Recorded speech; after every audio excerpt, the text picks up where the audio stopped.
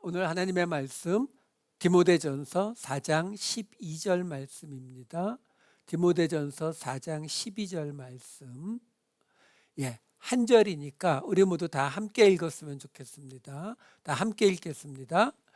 누구든지 내 연소함을 업신여기지 못하게 하고 오직 말과 행실과 사랑과 믿음과 정절에 있어서 믿는 자에게 본이 되어. 지난주에 우리는 요 바로 앞에 있었던 4장 10절 말씀을 봤었죠. 그 4장 10절 말씀에 이를 위하여 우리가 수고하고 힘쓰는 것, 이가 뭐예요? 경건, 유세베이야, 하나님을 잘 경배하기 위해서, 그걸 그렇게 되기 위해서 우리가 수고하고 힘쓰는 이유가 우리의 소망을 하나님께 두기 때문에, 곧 하나님의 임재가 우리의 소망이 되기 때문에, 그래서 우리를 구원하시는 그 그리스도, 예수 그리스도이자 하나님에게 우리의 소망이 있기 때문이다라는 설명을 드렸어요. 그러면서 그 다음에 있었던 11절이 뭐였냐면, 너는 이것을 명하여 가르치라. 바로 그 에베소 교회에다가 사도 바울이 말하는 거죠. 디모데에게 내가 그 에베소 교회 성도들에게 명령하고 가르쳐야 되는 것이 이거다. 이 4장 10절에 나오는 이 이야기를 앞에 있는 이야기하고 함께 해서 정리해 드리면 이렇게 돼요. 명령이 뭐냐면 망령되고 허탄한 신화를 버리게 해라. 그리고 경건에 이르도록 내 자신을 연단하라. 이게 디모데에게 그리고 에베소 교회에 주는 명령이었다면 무엇을 가르치라고요? 바로 육체의 연단은 잠시 효과이지만 경건의 연단은 모든 시대에 유익하고 지금과 미래의 생명에 대한 언약이 있다는 것, 이것을 가르치라는 것이고, 그리고 우리가 수고하고 힘쓰는 것은 하나님의 영광의 소망, 곧 하나님의 함께함, 임재를 소망하기 때문이다라는 것을 가르치라는 것이고, 그리고 하나님은 살아계시고 모든 사람들의 하나님이시지만 특별히 믿는 자들에게 구원자가 되신다. 이것들을 가르쳐라 라는 이야기가 바로 이 앞에 지난주까지의 이야기였어요.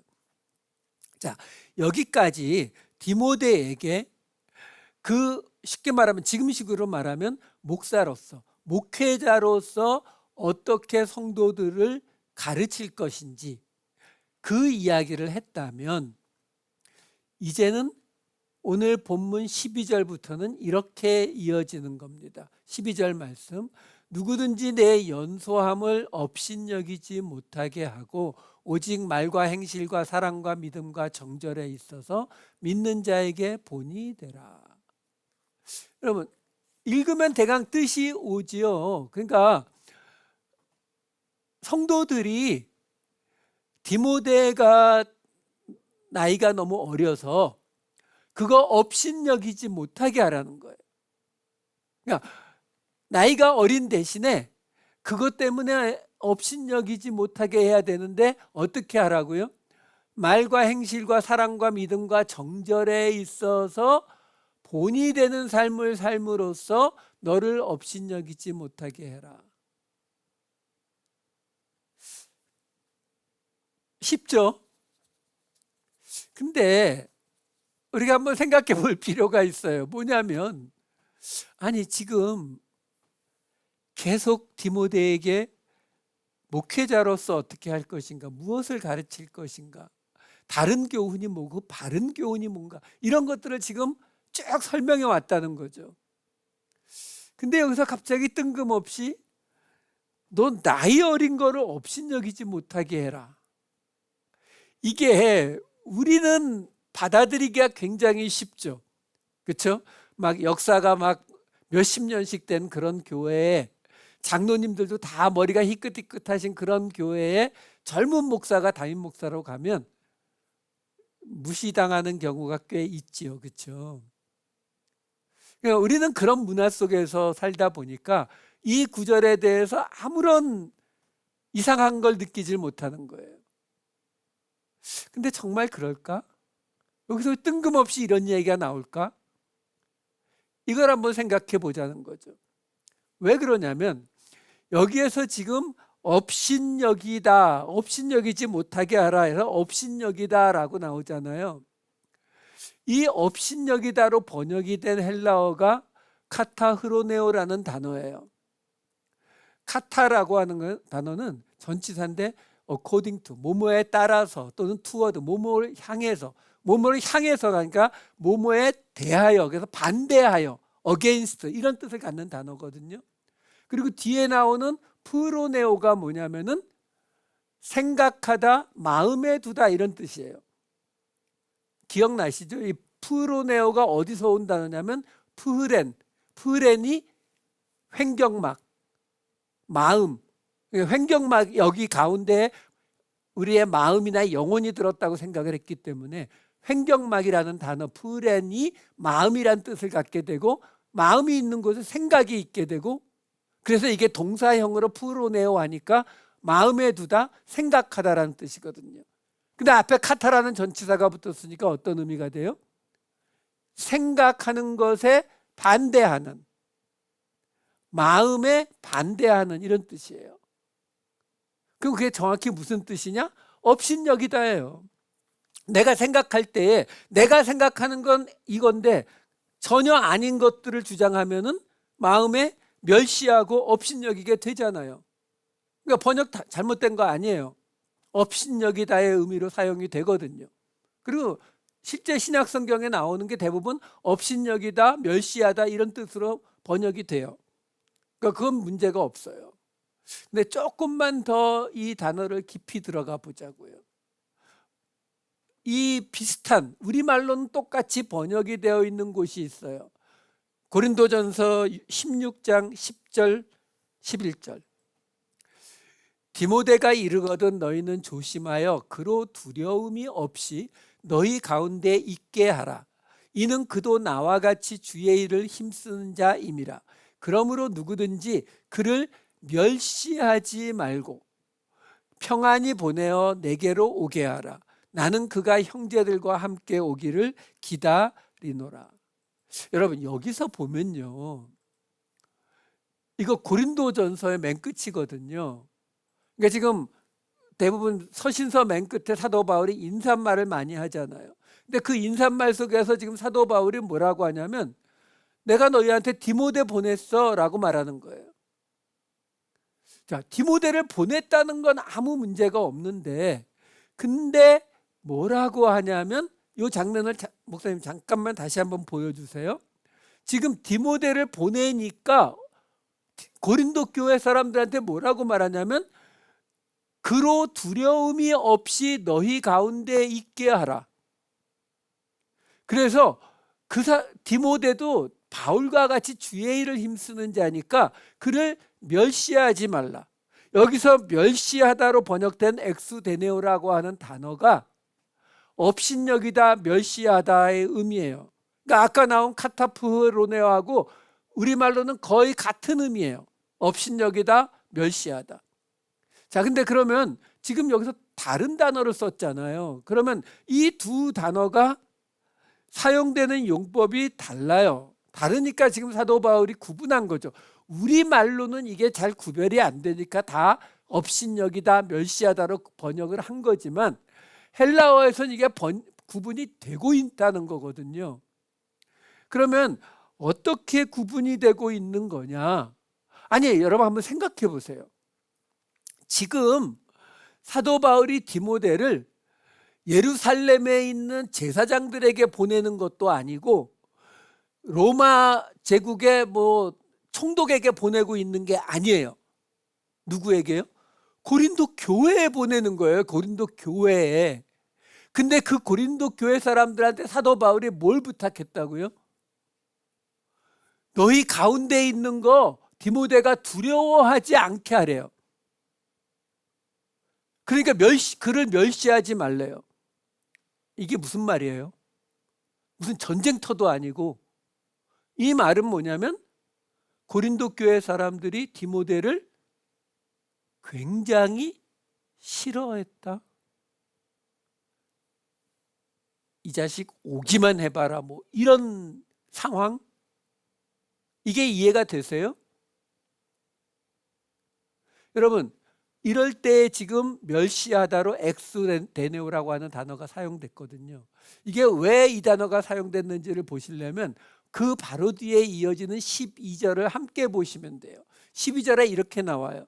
형제 아볼로에 대하여는 그에게 형제들과 함께 너희에게 가라고 내가 많이 권하였으되 지금은 갈 뜻이 전혀 없으나 기회가 있으면 가리라. 자, 이 말이 지금 금방 보았던 디모데를 두렵게 하지 말고 멸시하지 말라는 이야기 바로 뒤에 붙어 있는 이유가 뭘까요? 이 고린도 전서 자체가 바울이 고린도 교회에 이 편지를 왜 써보냈는지는 고린도전서 1장에 보면 나와요. 1장 10절부터 12절을 읽어드릴게요. 형제들아, 내가 우리 주 예수 그리스도의 이름으로 너희를 권하노니 모두가 같은 말을 하고 너희 가운데 분쟁이 없이 같은 마음과 같은 뜻으로 온전히 합하라. 내 형제들아, 글로의 지편으로 너희에 대한 말이 내게 들리니 곧 너희 가운데 분쟁이 있다는 것이라. 내가 이것을 말하거니와 너희가 각각 이르되 나는 바울에게, 나는 아볼로에게, 나는 게바에게, 나는 그리스도에게 속한 자라 한다는 것이니. 무슨 말이에요? 사도 바울이 말하죠. 너희 교회 안에 분쟁 없게 해야 되는데 내가 글로의 편으로 들어봤더니 너희 가운데 분쟁이 있다며. 근데 그 분쟁이 어떤 분쟁이라고요? 아볼로파냐, 바울파냐, 게바파냐, 그리스도파냐, 이걸로 나누어져서 싸운다잖아요. 그래서 지금 사도 바울이 이 고린도전서 맨 끝에 그 안에 내내 싸우지 말란 이야기하고 나서 지금 바로 전에 보았던 맨 끝에 가서 무슨 이야기하는 거냐면, 근데 내가 지금 디모데 보내는데 너희 가운데에서 걔가 두려워하지 않게 해줘야 된다. 걔 업신여기면 안 돼. 너희는 지금 아볼로를 보내주기를 원하고 있겠지만 내가 아볼로를 일부러 안 보내고 디모데를 대신 보내는 게 아니야. 너희 아볼로파를 주장하는 너희들을 구박하기 위해서 내가 디모데를 보내는 게 아니라 아볼로한테 내가 가라고 했거든. 가라고 했는데 아볼로가 뭐라고 말하냐면 난 지금 갈 뜻이 없다고, 나중에 기회가 있으면 가겠다라고 말을 해서 지금 디모데를 대신 보내는 거지, 너희들하고 싸우자고 디모데 보내는 게 아니니까 디모데 걔가 가서 두려워하지 않게 하라고. 그래서 디모데를 업신여기지 말라고, 엑스데네오라고 말하는 거예요. 그러니까 지금 정리해 드릴게요. 두 단어를 사도 바울이 사용하는데 이 카타프로네오와 그리고 엑스데네오 둘 다 업신여기다로 번역이 되는 이 두 단어의 차이점을 제가 한마디로 말씀드리면, 지금 금방 보셨던 이 아볼로에 관한 이야기가 나오는 이 고린도전서 말씀에 나온 이 엑스데네오는 어떤 것과의 비교를 통해서 업신여기는 걸 말해요. 거기에 비해서 지금 오늘 본문에 나오는 디모데를 그의 연소함으로 업신여기지 말라라는 건 본래 무슨 뜻이라고 했어요? 카타프로네오가 마음에 두다 또는 생각하다에 반대되는 거. 다시 말해서 내가 생각하는 거에 반대되기 때문에 멸시하고 업신여기는 거예요. 쉽게 예를 들어드리면 이래요. 어떤 사람이, 지금 대통령이 트럼프잖아요. 근데 어떤 사람이 트럼프를 멸시하고 업신여겨요. 근데 이유가 뭐냐? 바이든이 더 좋다는 거예요. 바이든이 더 좋고 트럼프가 싫은데 트럼프가 바이든보다 못하기 때문에 나는 트럼프를 업신여기고 멸시한다. 이렇게 말하면 그 업신여기다를 뭐를 쓴다고요? 아볼로하고 비교한 것처럼 엑스데네오로 쓰는 거예요. 거기에 비해서 내가 트럼프를 싫어하는데 싫어하는 이유가 바이든이 꼭 좋아서가 아니라 바이든보다 낫고 이것 때문이 아니라 나는 트럼프라고 하는 사람 자체도 싫고 트럼프라는 사람의 정책 자체가 싫어. 나는 그래서 그의 내 생각과 그가 다르기 때문에 나는 그를 업신여겨. 이렇게 말하면 오늘 본문에 나오는 카타프로네오예요. 자, 그러니까 지금 이 단어를 이렇게 설명을 드리는 이유가 지금 디모데에게 사도 바울이 내가 연소함으로 업신여김을 받지 않게 하라고 하는 게 오늘 본문이잖아요. 근데 여기서 연소함으로 업신여기지 않는다에 이 카타프로네오가 사용이 되었다는 말은 이 연소함이라는 게 비교되고 있는 게 아니라는 뜻이에요. 자, 지금 제가 이게 이렇게 해석이 돼야 되는 이유를 제가 설명을 드릴게요. 뭐냐면 지금 사도 바울이 디모데를 고린도 교회에 보내면서, 그렇죠? 그리고 오늘 본문은 에베소 교회에 보내면서 하는 말이잖아요. 그렇죠? 그런데 디모데가 에베소 교회와 고린도 교회에만 보내진 게 아니에요. 어디도 보내졌느냐? 빌립보 교회에도 보내졌고 데살로니가 교회에도 보내졌어요. 자, 그러면 빌립보 교회에 보내진 편지에 이렇게 나와요. 빌립보서 2장 19, 20, 22절. 내가 디모데를 속히 너희에게 보내기를 주 안에서 바람은 너희의 사정을 알므로 안위를 받으려 함이니 이는 뜻을 같이하여 너희 사정을 진실히 생각할 자가 이밖에 내게 없음이라. 디모데의 연단을 너희가 안 하니 자식이 아버지에게 함같이 나와 함께 복음을 위하여 수고하였느니라. 이 빌립보서는 에베소서와 마찬가지로 옥중 서신입니다. 근데 이 빌립보서에서는 아직 디모데를 보내지 않았죠. 근데 보낼 거라고 얘기하면서 설명이 붙는데 거기에는 디모데를 업신여기지 말라든가 디모데 두려워하지 않게 하라든가 이런 말이 없어요. 왜요? 하나 더 보죠. 데살로니가 전서 말씀이에요.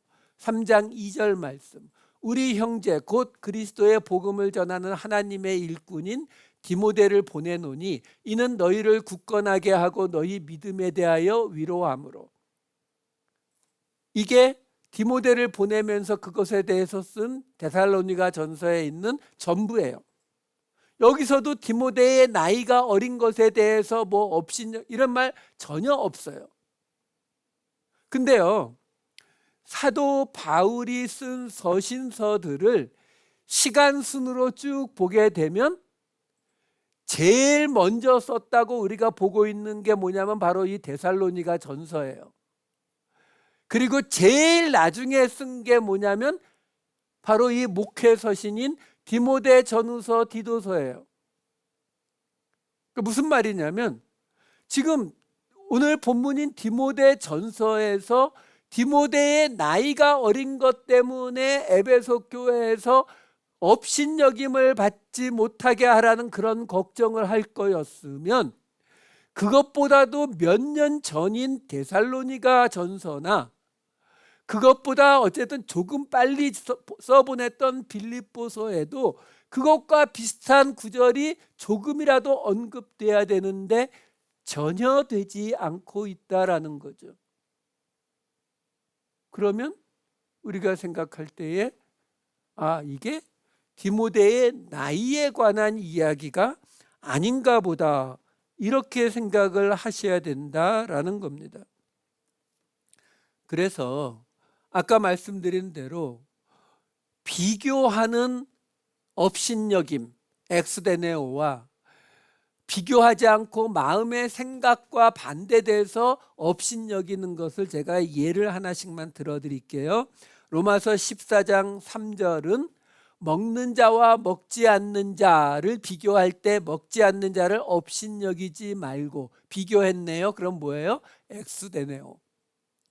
거기에 비해서 로마서 2장 4절 하나님의 인자하심이라고 말하면서 길이 참으심이 풍성함을 멸시하느냐. 이거는 하나님의 길이 참으심. 왜 하나님이 길이 참아? 신인데 잘못하면 두들겨 패야지 라는 내 생각과 다르니까 멸시하느냐라고 묻는 거잖아요. 그러니까 이거는 카타푸로네오 이렇게 되는 거예요. 자, 그러면 이번에는 다시 오늘 본문이 4장 12절로 가면은 여기에 나오는 내 연소함을 업신여기지 못하게 하고, 여기서 연소함이 나이가 어린 이게 아닐 수 있다라는 거 우리가 지금 봤잖아요. 여기에 지금 연소함으로 번역된 단어가 네오테스라는 단어예요. 이 네오테스라고 하는 단어는 신약 성경에 4번 나오는데 그 4번이 다 복음서에서 2번 내가 어려서부터 이거 다 지켰습니다 할 때 이 단어가 사용이 되었고, 사도 바울의 젊었을 때, 사도행전에서도 젊었을 때라고 번역이 됐고, 그러니까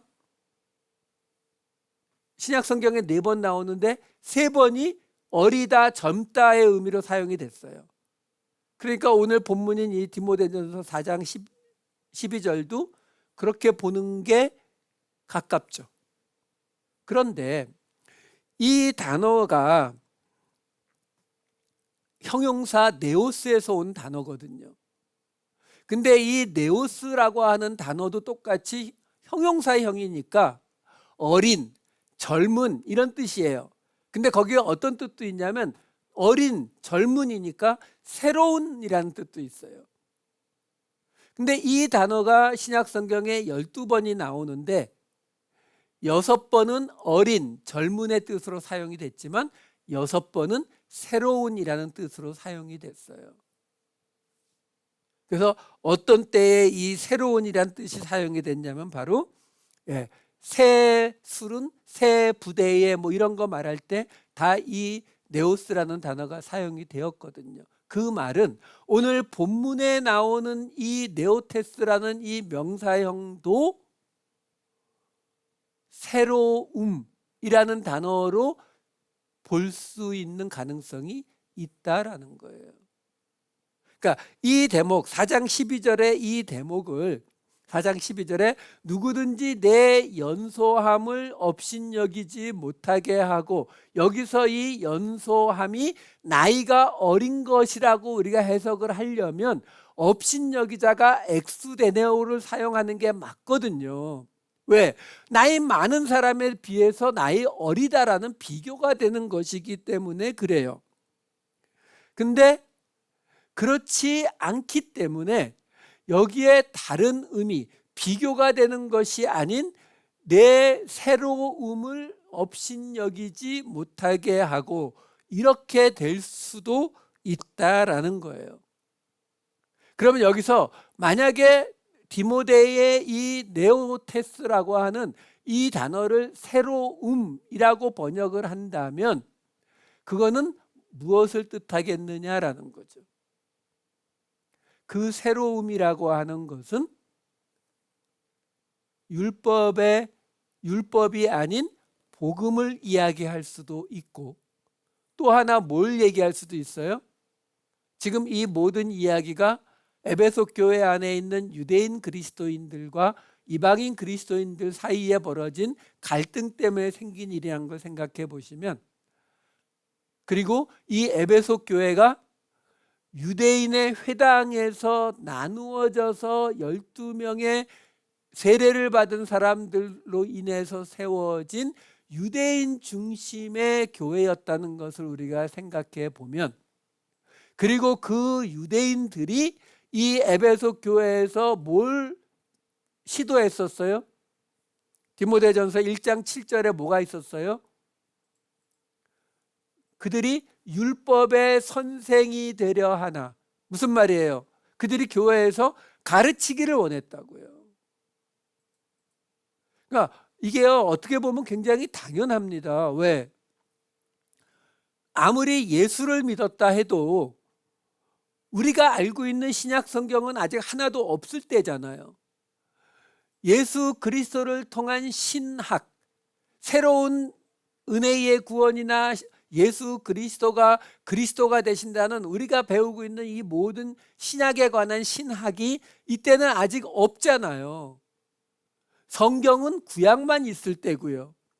그렇다면 교회에서 사람들에게 가르치는 것을 누가 했겠어요? 거의 대부분이 유대인들이 했겠죠. 왜?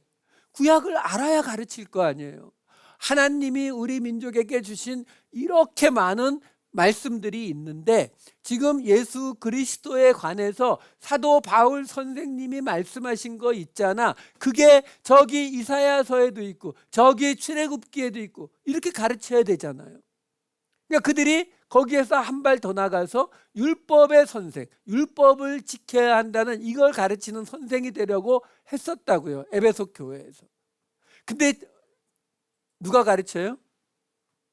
디모데가요. 디모데는 문제가 하나 있죠. 뭐예요? 엄마만 유대인이에요. 반쪽짜리 유대인이에요. 그러니까 지금 오늘 본문을 우리가 둘 중에 하나로 해석할 수 있어요.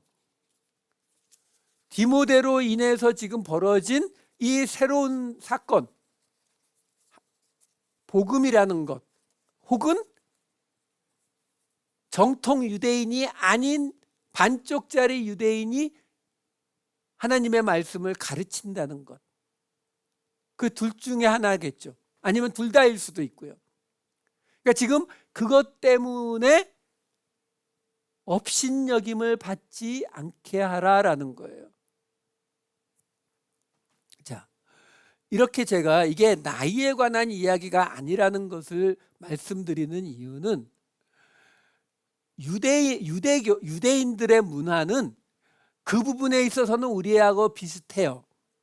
그러니까 나이가 많으면 더 현명하고 나이가 많은 사람이 다스리고 리더가 되는 게 맞다. 그래서 히브리어의 자켄, 장로라고 하는 이 단어 자체가 늙은이를 말하는 거거든요. 그러니까 70인의 장로를 세우고, 그렇죠? 어느 마을이나 가면은 그 마을의 장로, 나이 많은 사람이 문 앞에 나와서 재판해주고, 이게 유대 문화였다고요. 그러면 헬라 문화도 그렇냐? 아니요. 이거는 학자들에 따라서 논란이 많긴 하지만 어떤 사람들은 그렇다라고 주장하는 사람도 있고 어떤 사람은 안 그렇다라고 주장하는 사람도 있어요. 저는 안 그렇다고 봐요. 왜 그러냐면 헬라 문화 자체를 우리가 다 알진 못해요. 근데 지금 우리가 보고 있는 이 디모데전서 바로 뒤에, 지금 우리가 4장 12절 보고 있는데 바로 뒤에 있는 5장 1절에 이런 구절이 있어요. 늙은이를 꾸짖지 말고 권하되 아버지에게 하듯하며 젊은이에게는 형제에게 하듯하고. 여기서 늙은이, 프레스비토리, 장로라고 번역도 되지만 여기서는 그냥 늙은이 번역이 맞아요. 그러니까 지금 사도 바울이 디모데에게 뭐라고 말하냐면 나이 든 사람 늙은이를 꾸짖지 말고 그리고 젊은이에게는 형제에게 하듯이 하라고 말하는 거예요. 근데 여러분, 만약에 지금 이들이 살고 있었던 그 당시 헬라 문화권, 이 에베소 교회의 문화권이 디모데가 나이가 어리다는 것 때문에 업신여김을 받는, 마치 우리나라처럼 나이 먹은 사람에게는 존경하고 웬만큼 마음에 안 들어도 그냥 말을 들어야 되고 이런 문화였다면 바울이 이런 부탁을 디모데에게 하는 것은 사실 이해가 안 되죠. 더더군다나 여기서 늙은이를 꾸짖지 말고라고 나오는데 여기서 꾸짖다라고 번역이 된 이 에피플레소라고 하는 단어는요, 본래 플레소라고 하는 단어 앞에 에피라는 전치사가 붙은 건데 플레소라고 하는 단어가 어떤 뜻이냐면은 때리다, 치다, 던지다 이런 뜻이에요. 그래서 에피라는 전치사가 붙어서 강조가 돼서 아주 강하게 때리고 치고 이런 뜻이에요. 물론 그 안에는 꾸짖다로 사용되는 케이스들도 있어요. 그러니까 꾸짖다라는 번역이 잘못된 건 아닌데, 여러분 쉽게 말해서 한국 교회에 제가 나이가 한 30대쯤 되는, 이 당시 디모데가 몇 살이었는지 몰라도 한 30대쯤 됐다고 치고요. 30대 목사로 왔는데 앞에 60대, 70대 되시는 나이가 허연 그런 분들이 쭉 있다고요. 근데 담임 목사님이 저한테 뭐라고 말하냐면은, 그러니까 원로 목사님이 새로운 저한테 뭐라고 얘기하냐면은, 나이 드신 분들을 혼내거나 꾸짖거나 하면 안 됩니다 라고 말하면,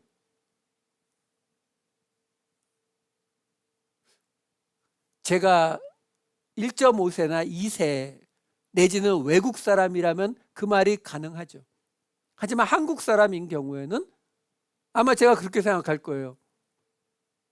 내가 누구한테 실수하는 걸 원로 목사님이 보셨나? 저런 이야기를 왜 하지?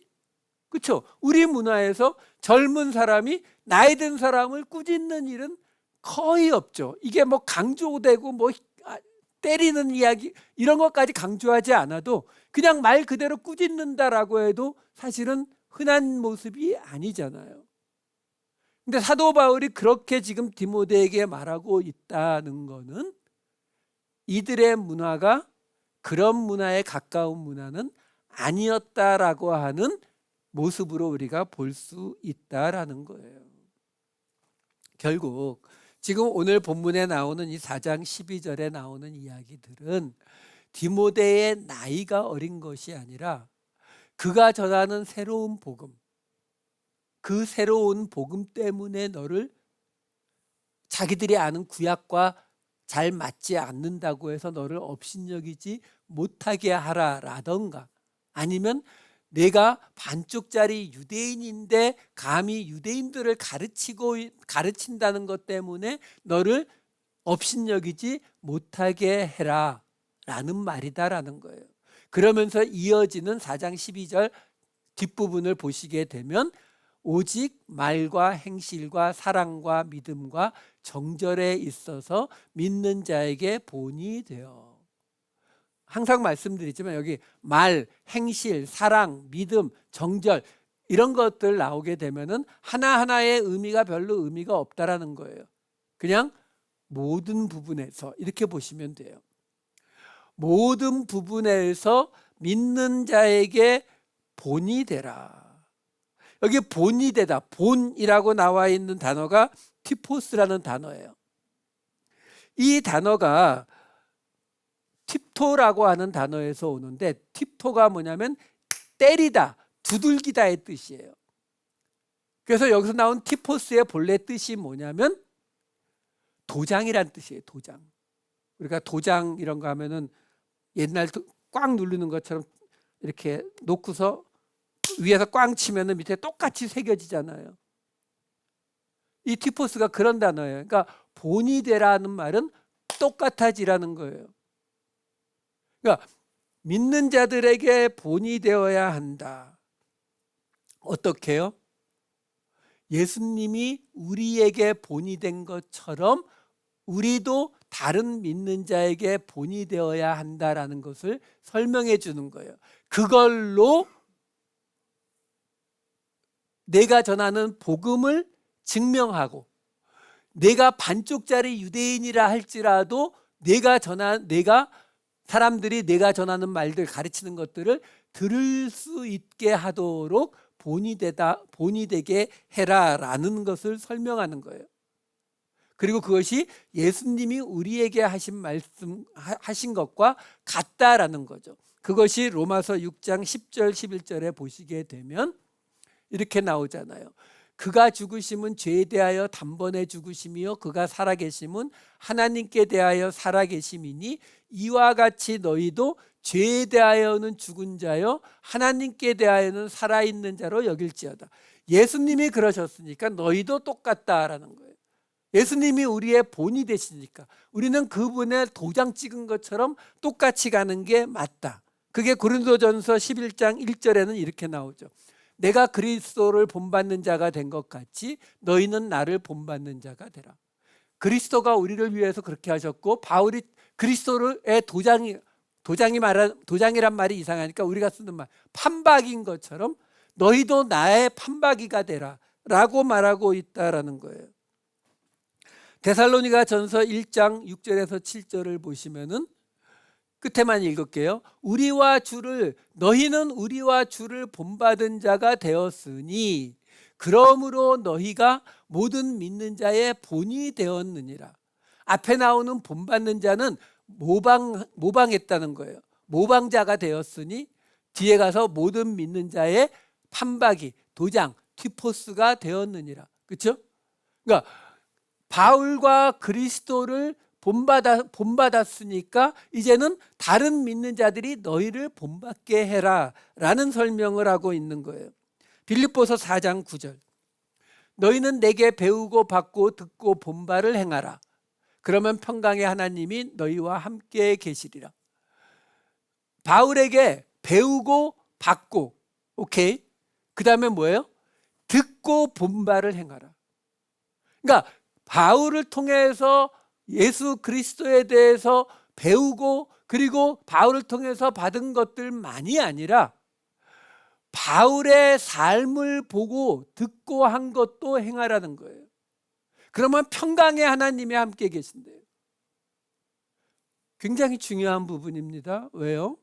우리가 예수를 믿음에도 우리 마음에 평강이 임하지 않는 이유가 뭐라고요? 우리도 똑같이 하나님의 말씀에 대해서 배우고 하나님의 은혜를 받았잖아요. 근데 왜 우리에겐 평강이 없다고요? 빠진 게 뭐가 있어요? 듣고 본 바를 행하지 않아서요.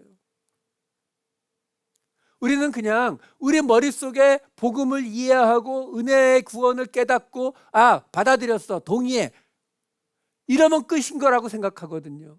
그러니까 우리에게 평안이 없어요. 평강이 없다고요. 근데 어떻게 해야 평강이 온다고요?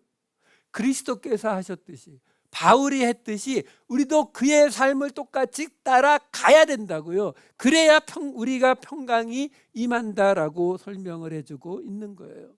그러면 그 본받는 걸 어떻게 해야 돼요? 우선 공동체 안에서 해야죠.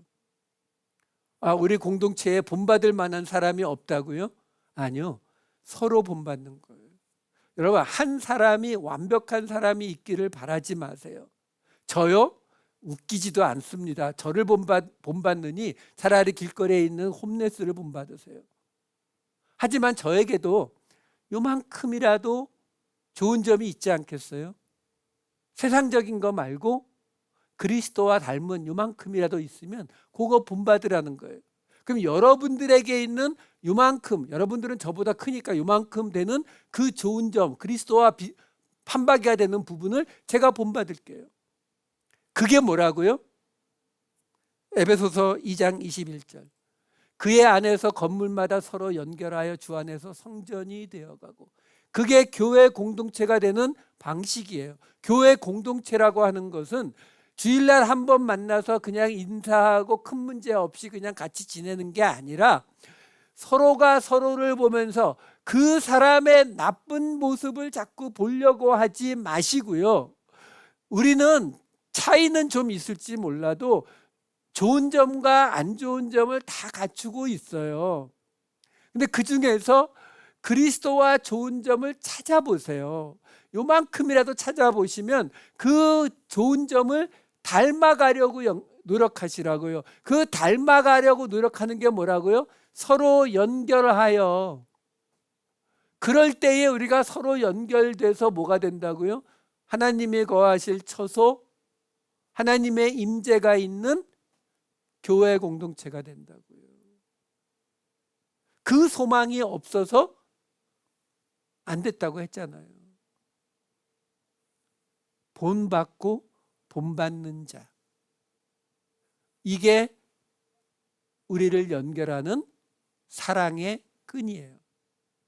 이 끈으로 흔들리지 않는 하나님의 공동체를 만들어 가시는, 이 땅에 예수 그리스도의 교회를 만들어 가시는 저와 여러분 되시기를 우리 주님의 이름으로 축원합니다. 기도하시겠습니다. 사랑이 많으신 아버지 하나님, 하나님께서 주신 말씀대로, 그 뜻대로, 의도대로 우리가 받아들이게 하여 주시옵소서. 그래서 하나님의 말씀이 인도하시는 이 길, 그 길을 따라 우리의 본이 되시는 예수님을 본받게 하시고 우리를 본받는 자들이 나타나게 하셔서 서로 본받게 하셔서 연결되어 하나님이 거하실 처소를, 이 땅에 하나님의 성전을 만들어가는 우리 모두가 되게 하여 주시옵소서. 감사드리옵고 이 모든 말씀 우리 주 예수 그리스도의 이름으로 기도하옵나이다. 아멘.